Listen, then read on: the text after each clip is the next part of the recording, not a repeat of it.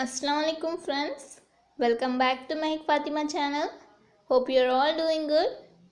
So in this video I'm going to teach you 12th class English subject second chapter, that is To Dear, written by Leo Tolstoy. So friends, let's begin our today's section. There was a tiny kingdom called Monaco which was near the borders of French and Italy. And in this kingdom there are only 7,000 peoples of total. As though it is a small kingdom, as every kingdom will have a kinglet who will rule the kingdom, in this Monaco kingdom was also a real kinglet. He was having a palace, courtiers, ministers, bishops and generals. And also he had an army of 60 men. Though there are only 60 men, but it is still considered as an army. In this kingdom, they also levied taxes on tobacco, wine, spirits and poll tax. Friends, poll tax means it is a tax levied on an individual person. So, in this there are only 7,000 people of all around. Though these people drink and smoke, as the other countries people do, same the people here drink and smoke. But being a few people do drinking and smoking, the prince could not manage his courtiers, officials, and he can't expense himself as a luxurious life. So he thought to find a special source of revenue. Special source of revenue means a new idea of getting income. So he got this idea from a gaming house. Gaming house means where people go and invest their money for playing roulette. Roulette is a game which is first established in Europe and other German countries, but due to some reason, I will mention it to you in the later section. Due to some reason, they have not continued this game. They have discontinued this game. But as there was no one to control the Monaco prince, he just wanted to gain the money. So he established this gaming house in his kingdom in Monaco. Now let me tell you the reason why this Europe and German sovereigns discontinued this gaming house. Very few years ago, the people here, a man will come to play in the roulette game to try his luck. Whether he win or lose, he will risk all his money, and even by risking all his money, if he didn't win the game, he would borrow it from other peoples and he will still become a debtor. And not to by not winning in the game, he will become a debtor and he will lose his money and everything will become as a burden to him. So he will shoot himself and his life will be finished. So German people consider it as a major reason, so they have discontinued this game in the countries. As our Monaco kinglet had established his game, every man in his kingdom used to go and play the roulette game, and whether they win or lose, the keeper who handles the game or who look after the game will get his share, and he will pay a huge share to the king. To the king means to the Monaco kinglet. So this is how he thought of Monaco gambling house. Now here is a proverb given in our text. You can't earn stone palace by honest labor. This proverb says that the Monaco kingdom know that gaming, drinking, tobacco, wine, that are all bad habits, that are not good for the persons. Though these are dirty business, he has no idea of revenue. So still he took it as an income for source, and try to get money from it. It means that though the Monaco king know that it is a dirty business, he has no further idea to get the income. So he used this types of dirty business in his kingdom. He doesn't care of the people. He just want to get his profit. He just want to live a luxurious life to himself and his courtiers and ministers. So, as every country, every kingdom will have some rewards, some sentences and some pardons, some leaves, that all, and every kingdom will have their laws, rules and regulation, courts, justice, just like other all kings. He also maintained, but it is in a small scale. It is in a small order. So once upon a time, there was a murder committed by a person. It is the first time that the prince had saw such a murder situation in his dominance. The people in his kingdom were very peaceful people. They didn't see this thing happen ever before.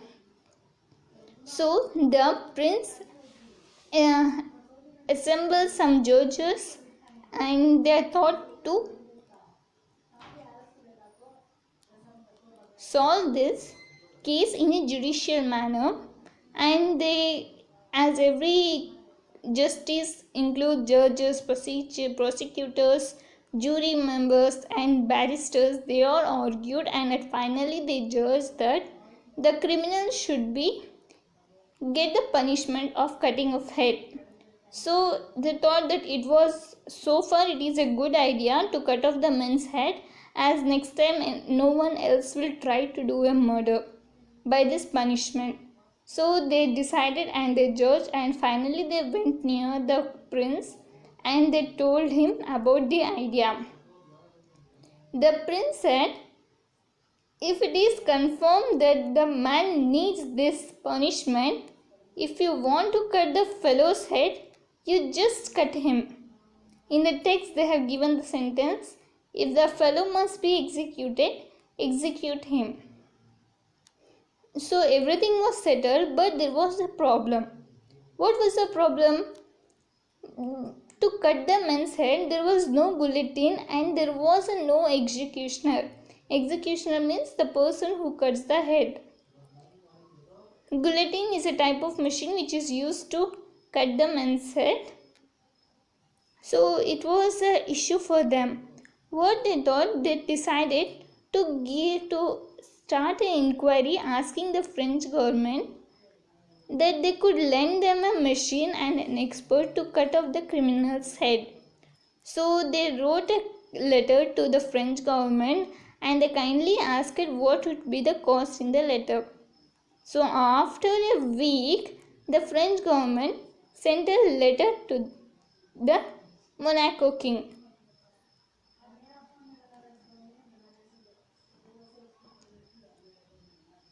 Monaco king. After, what was that written in the Monaco, for the Monaco king about the guillotine? Let's see. They told that in French government they said that surely they would lend a guillotine and an expert to cut the man's head, but it would be cost 16,000 francs. The king, the Monaco king, after seeing this price, he said 16,000 francs. It is a very huge amount to cut a fellow's head. It is not possible to pay such a huge amount. If the population of Monaco knows that only 16,000 is francs is spent for only one person, they will cause a riot. They will cause a conflicts to the king. So again the king called his ministers, and he thought to conduct again a council of inquiry. So again they have decided to send a letter to the Italian government, as French were not republican to the Monaco king. He has no respect for the Monaco king, so may it be have it made them to give expensive for him. So as Italy king was like a brother to Monaco king, so they thought he might indeed induce the amount of guillotine and expert. The Italian king gently replied, they told that it would be their pleasure to supply both the machine and expert to the Monaco king, and it would cost 12,000 francs. Here see 16,000 francs and 12,000 francs has a difference of 4,000 francs. Here the king could easily get the guillotine and expert for 12,000 francs, but he thought that it is still more costly. He felt that it is still costly for him to pay for such a criminal 12,000 francs. He again said that couldn't it still cheaper? Why for one person only we have to spend 12,000 francs though we have less sources of income? So again they conducted a council and they thought that how to do it less expense. How can we do this in a less expense manner? Someone in the ministries, they said that it would be better if a soldier is given to cut the men's head. So the king called one general and he asked that if you can find a soldier who can cut the man's head, please call him and ask him to cut the man's head.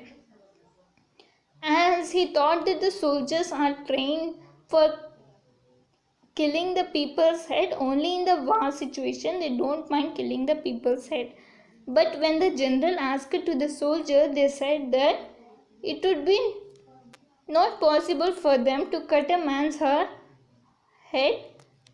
if there is no war. They thought that they said that they are only trained to cut the men's head in the war, not in the normal situation time. So again the king said, what we can done, what to do now? So again the ministers consider, again a committee, subcommittee, at lastly they decided not to give the men death sentences, let's give him life imprisonment. They thought that it is cheaper than 16,000 and 12,000 francs, it is cheaper to give the man life imprisonment. So they conveyed their judgment to the prince, and finally the prince also agreed it.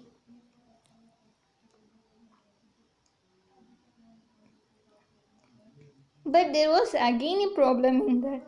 As in the prince's kingdom, there was only a temporary jail for the peoples. They have a small lockup where people will live for small like pickpocketing. That all type of people will temporarily be there and they will get bails after some days. But there was no permanent, there is no such a jail in which the person can be kept for life imprisonment. So however they managed that, they found a permanent place for the man, and they also placed a guard to look after him, and they told the guard to get the criminal food from the palace kitchen. As the months passed, after a year, the king had to check his expenses and income. One day he noticed one thing. There was a little increment in his expenses. He noticed that only one item is extra in his kingdom, that is the expense of the criminal. So there was a special guard for him, and also the men's food was from the palace kitchen. It came for nearly 600 francs for 1 year, about the expense of the criminal. And the man was really so healthy fellow that he might still live for 50 years. So the king thought it is a not case, it is not a think that he could handle him for 50 years. So he conducted again, he called his minister and he told them, just give me some idea. This person expenses is 600 francs for me per year. I cannot manage it for further years. You give me some ideas. So how again the ministers had to discuss. Now how we can make this still cheaper? What is the plan that is not so expensive? How we can deal with it? Like the ministers were consider and reconsider.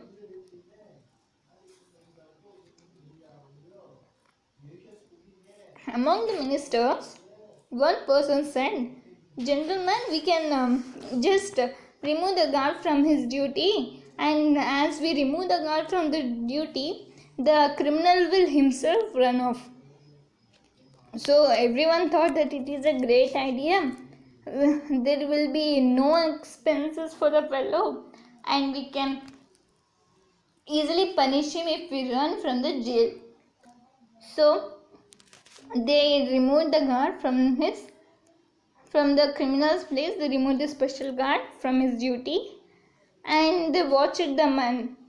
They thought that the man was not ready to run away. He didn't show any sign of running. The criminal saw that there was no guard, there was no one to give him food. So he himself went to the palace kitchen.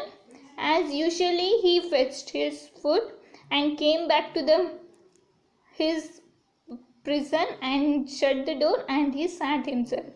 As the prince and the ministers noticed that, they thought it is not a thing that a man would run. We can directly say to him to run away, and they directly went to the criminal and they asked him to run away. They also said that the king will not ask him any reason why did he run away, and the king will not ask him any explanation for him to explain. Black spot on my character. The people, if I go near the people, they will show their back and they will not allow me to enter their house. What work shall I do? All my work, all my earnings, all my character you have spoiled. I have nowhere to go. See, you have treated me very badly. First you told me that I will be sentenced to death. Then you didn't sentence me to death. You gave me life imprisonment prison. That is one thing. I didn't say anything about it. The next thing, you have placed me a guard to look after me. You have told the guard to bring my food. After some days, even you removed the guard from the duty, and I started to fetch my own food from the palace kitchen. Now you are telling me to run away? No, sorry, I can't do it. I don't have anywhere to go, and I won't go away. So the ministers thought that it is for them it is expense to the man's. They directly told him, and in the return the man had replied all this thing. Now again they thought what to be done now. Again they conducted a council, and they have thought that they told the man that finally they will offer him a annual pension, and he will said that you can go now, we will give a pension, fixed sum. They told that you will be paid some amount per annual as your pension. So the man thought that okay, I don't mind if you give me a pension. Now what is the amount that to be given for you is 600 francs per year. Per year they thought that they will give him, they fixed that they will give him 600 francs. So next the prisoner told, okay, no problem, I will go now. If I get a pension of 600 francs, I will go now. You have to pay me regularly, and on this condition only I will go. If you pay me regularly an annual income of 600 francs, then only I will go, like he said. So after he received one third of his annuity, means in 600 francs he received his one third of amount in advance, and he left the king's dominions. After leaving the king dominions, he brought nearly quarter of a hour by rail. He immigrated himself and settled a frontier where he bought a small bit of land and started marketing, gardening, and there he lived comfortably. Every year at the proper time he will go to receive his pension. He will receive the pension, and when he received the pension, he will go to the gaming house and he will play. He will invest 2 or 3 friends. Sometimes he will lose and sometimes he will win. Like this he was peacefully living. Here one thing is said that if the man had committed the same thing in other country, they would surely have given him sentence to death, and they would have given him punishment. But as he committed his crime in a such a kingdom called Monaco, he has not given a sentence to them as it was an expense. They could not handle the expense of the man, so they left him for his crime without any punishment. They left out him because they have to expense for him, so they left it out. Nextly, the men thought that it was somehow it was a good to the man that he committed a crime in a kingdom called Monaco, where the king was seeing more for expenses. He didn't see about the punishment. Here he saw about the expenses, and so the criminal was excused. So friends, here I have completed the topic 2 Dear, which is written by Leo Tolstoy. Hope you have understood the story. If you have any doubt regarding this story, please comment in the comment section, and don't forget to give your reviews. If you like my video, please give a thumbs up and subscribe to my channel to get a latest notification of my channel. Click the bell icon. Thank you for watching. Bye bye. See you.